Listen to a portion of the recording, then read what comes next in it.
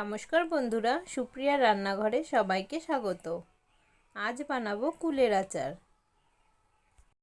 কোন স্পেশাল মশলা ব্যবহার করলে কুলের আচারটা একদম দোকানের মতো হয় সেটা আপনাদের দেখাবো। চলুন তাহলে আচার তৈরি করে নিই। আচার তৈরির জন্য আমি এখানে পাকা কুল নিয়ে নিয়েছি। কুলগুলো দুদিন রোদে শুকিয়ে নিয়েছি। কুলগুলো ভালো করে ধুয়ে বোটা ছাড়িয়ে নিয়েছি। কিছুটা পরিমাণে তেঁতুল ভিজিয়ে রেখেছিলাম। তেঁতুল থেকে এবার কাতটা বের করে নেব। কুলের আচারে তেঁতুল ব্যবহার করলে আচারের স্বাদটা অনেক গুণ বেড়ে যায়।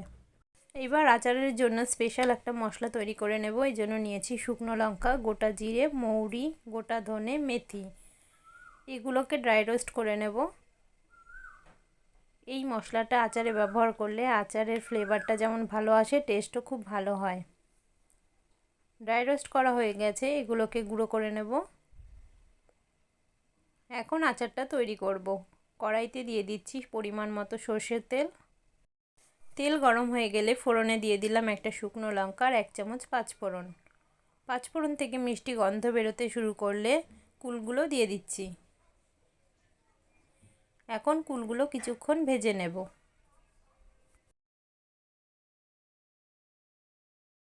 কুলগুলো ভেজে নিয়েছি। এখন এর মধ্যে দিয়ে দিচ্ছি একটু নুন। নুন দেওয়ার পর ভালো করে মিশিয়ে নেব।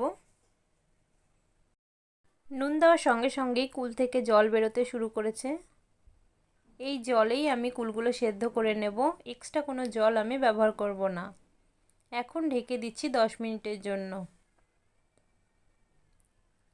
10 মিনিট পর ঢাকনা খুলে নিচ্ছি। কুলগুলো দেখুন অনেকটা সেদ্ধ হয়ে গেছে। আবারও একটু নেড়ে ঢেকে দেব 5 মিনিটের জন্য। 5 মিনিট পর ঢাকনা খুলে নিচ্ছি। এখন কুলগুলো পুরোপুরি সেদ্ধ হয়ে গেছে। কুলটাকে একটু মিশিয়ে নিয়ে দিয়ে দিচ্ছি চিনি। চিনির পরিমাণটা কুলের টক অনুযায়ী দিতে হবে। কুলটা কতটা টক বা মিষ্টি সেই অনুযায়ী চিনিটা ব্যবহার করতে হবে। চিনিটাকে ভালো করে মিশিয়ে নেব। চিনিটা গলতে শুরু করেছে।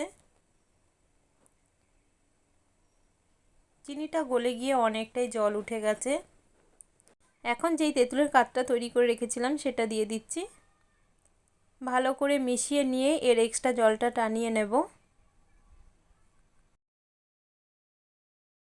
কুলের থেকে এক্সট্রা জলটা টেনে গেছে।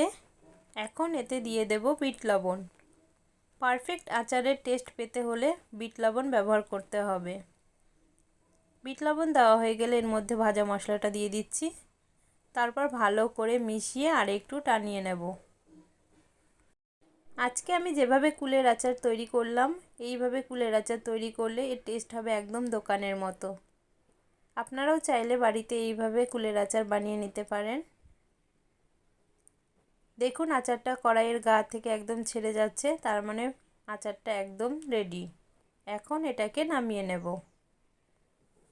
তৈরি হয়ে গেল লোভনীয় টেস্টি কুলের আচার। আমার তৈরি কুলের আচারের রেসিপি আপনাদের কেমন লাগলো অবশ্যই কমেন্ট করে জানাবেন। ভালো লেগে থাকলে লাইক এবং শেয়ার করার অনুরোধ রইল। নমস্কার বন্ধুরা, ভালো থাকবেন, সুস্থ থাকবেন।